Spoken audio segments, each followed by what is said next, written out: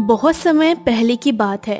भीमगढ़ नामक एक गांव में गोपी नाम का किसान अपनी पत्नी के साथ रहता था। उसके पास एक भैंसा था जिसे वो बहुत प्यार करता था। एक दिन की बात है। इस पूरे गांव में मेरे भैंसे जितना मजबूत और बलवान किसी के पास भैंसा नहीं है। अजी, आप सुबह से शाम तक सिर्फ भैंसा भैंसा ही करते हो। एक काम करती हूँ, मैं वापस अपने मायके चली जाती हूँ। आप रहना अपने भैंसे के साथ। अरे चमेली, इतना क्यों गुस्सा होती हो? माना कि जितना मैं अपने भैंसे से प्यार करता हूं उतना तुमसे भी, मगर इसका मतलब यह थोड़ी है कि तुम मुझे छोड़कर चली जाओ। चमेली फिर से बोली, भैंसों की बात सुनिए जी, मैं चली अपनी सहेली के घर, आप बैठे रहे अपने भैंसे के साथ। चमेली गुस्सा होकर वहां से चली जाती है। अरे, लगता है गुस्सा होकर चली गई। छोड़ो, मैं अपने भैंसे को चारा खिला देता हूं।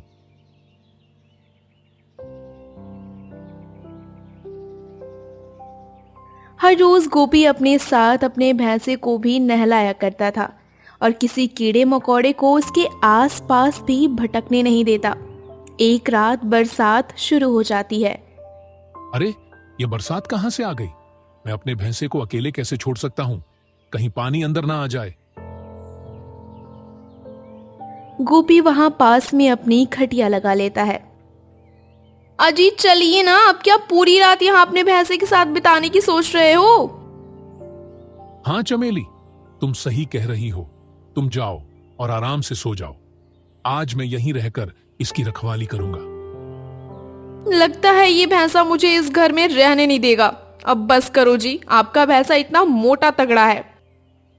चमेली, मेरे भैंसे के बारे में एक गलत लफ्ज नहीं सुनूंगा मैं। तुम जाओ यहां से, मैं इसके साथ ही रहूंगा। ठीक है जी, जाओ, जो करना है करो। अगली सुबह वापस गोपी अपने भैंसे की साफ सफाई में लग जाता है और गांव में सभी लोग गोपी का बहुत मजाक उड़ाते थे। बेचारा गोपी सुबह से शाम तक अपने भैंसे के पीछे दौड़ता रहता है। ऐसा लगता है पिछले जन्म का साथ हो। एकदम सही कहा भाई। भैंसे के साथ रहते रहते गोपी भी एक दिन भैंसा ना बन जाए। अरे भाई, ये तो भैंसा है। भैंसिया रहती तब लगता सौतन आ गई, थोड़ा सा बच गया।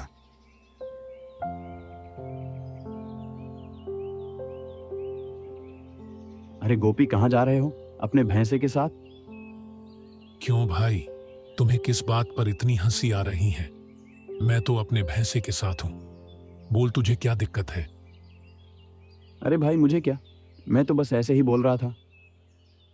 जाओ अपना काम करो। शायद वही कर रहा हूं। अच्छा, गुस्सा मत हो, मैं जा रहा हूं। गांव में लोगों के पास कोई काम नहीं बचा है। जिसे देखो मेरे घर की तरह नजर गड़ाए बैठा है, मेरे भैंसे पर।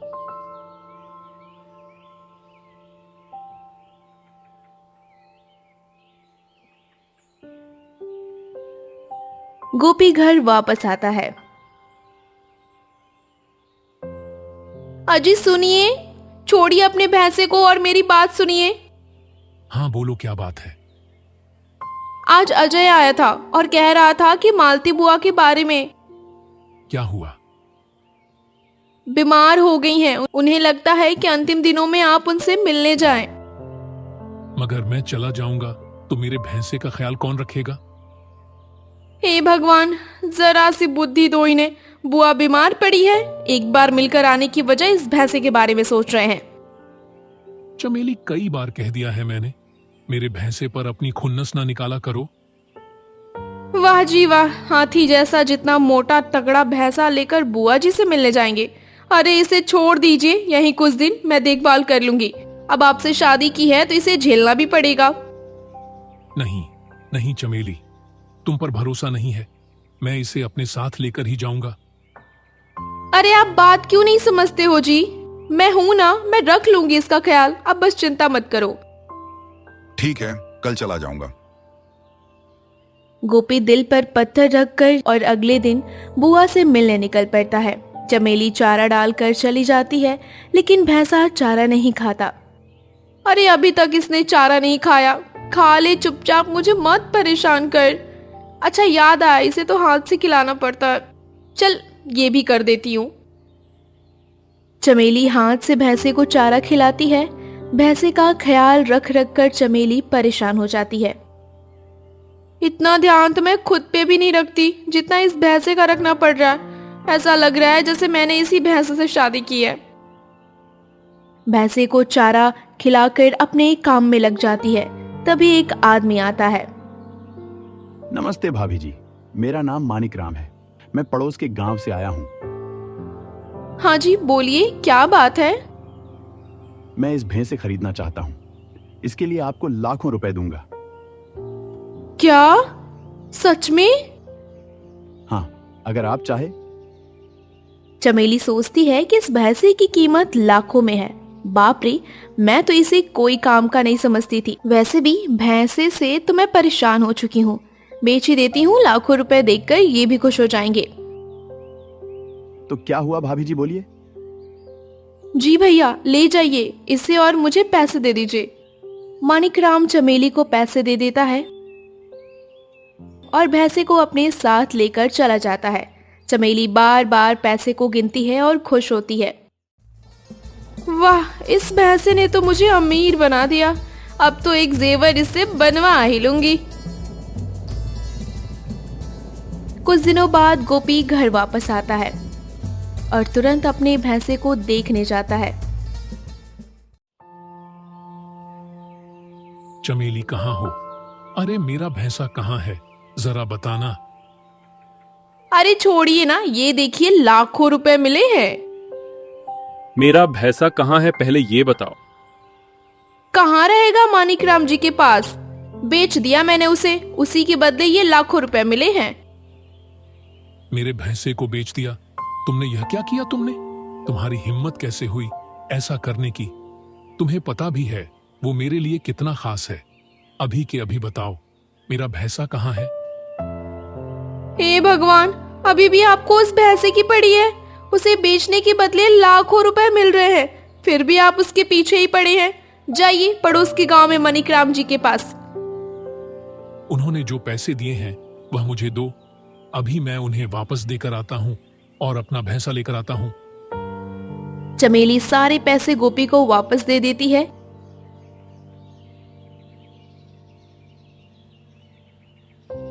गोपी पड़ोस के गांव में जाता है और मानिक राम के पास पहुंचता है। आप अपने पैसे वापस ले लीजिए और मुझे मेरा भैंसा वापस कर दीजिए। मेरी पत्नी से गलती हो गई।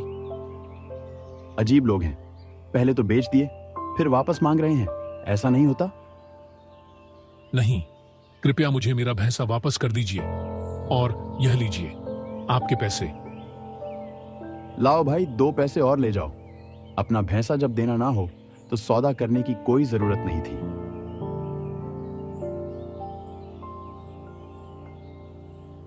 गोपी अपने भैंसे को देखकर कहता है, कैसा है तू? सब ठीक तो है ना? मुझे माफ कर दे, मुझसे गलती हो गई। मैं तुझे अकेला छोड़कर चला गया। गोपी और भैंसे को अपने साथ लेकर चला जाता है।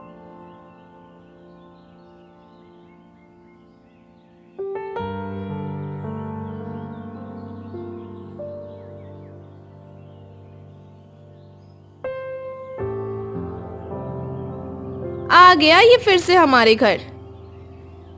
चमेली, ऐसी गलती कभी वापस मत करना, वरना मुझसे बुरा कोई नहीं होगा। जाओ जी, रहो इसके साथ, मुझे कोई मतलब नहीं आपके भैंसे से।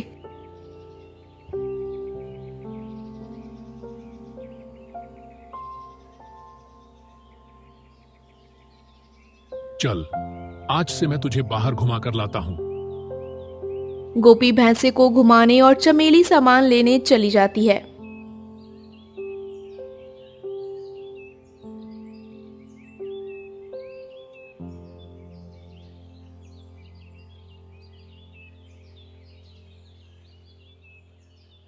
यहाँ तो बहुत हरी हरी घास है, यहीं इसे छोड़ देता हूँ, थोड़ी देर खा लेगा।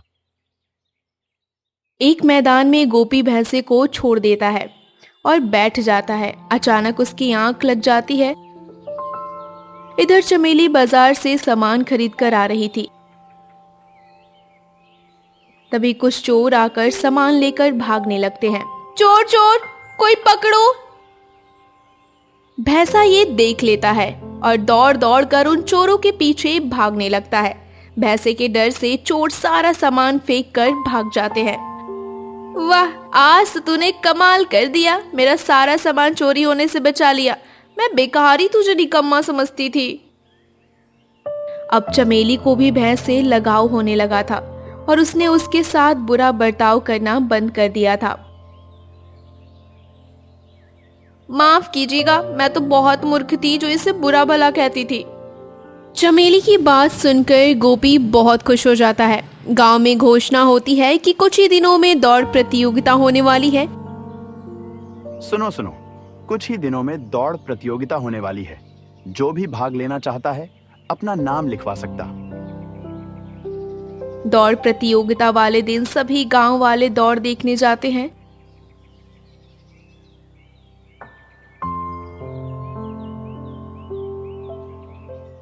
इंसानों की दौड़ तो हो सकती है, फिर जानवरों की दौड़ क्यों नहीं? मेरा भैंसा तो बहुत तेज दौड़ता है, गांव के सभी भैंसों को हरा देगा। क्यों ना भैंसों की दौड़ करवाई जाए।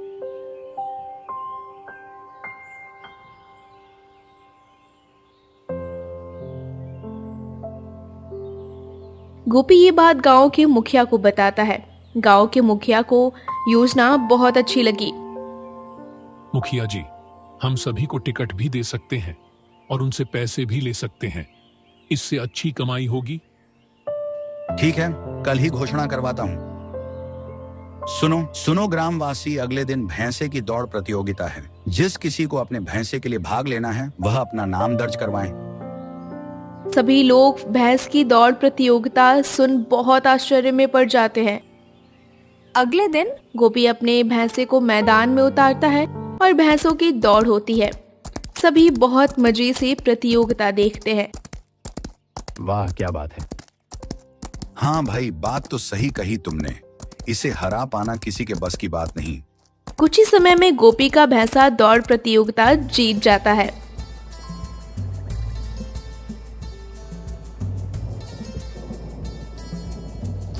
गोपी, कमाल की सोच थी तुम्हारी। आज देखो, इन भैंसों की दौड़ देखने के लिए लोग कितने उत्साहित थे।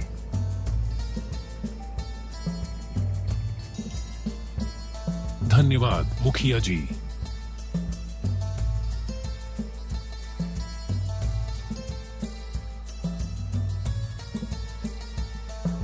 गोपी और चमेली अपने भैंसे को लेकर घर आ जाते हैं। चमेली गोपी से कहती है, आज तो आपके भैंसे ने तो कमाल कर दिया। दौड़ जीतकर आपका और हमारे गांव का नाम रोशन कर दिया।